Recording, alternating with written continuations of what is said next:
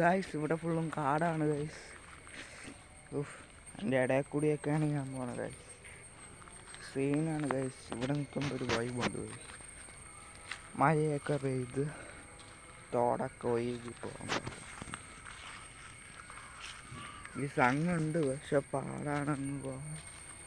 അങ്ങ് റെയിൽവേ പാളമുണ്ട് കണ്ട ഗൈസ്. അങ്ങ് JCB ഒക്കെ വന്ന് മണ്ണൊക്കെ ഇടിച്ച് റെയിൽവേ വെച്ച് ഭയങ്കരമൊക്കെ അങ്ങ് പോവാം. പക്ഷെ അവിടെ പാടാണ്, കാടാണ്. ഇവിടെ ബൈ ബൈ.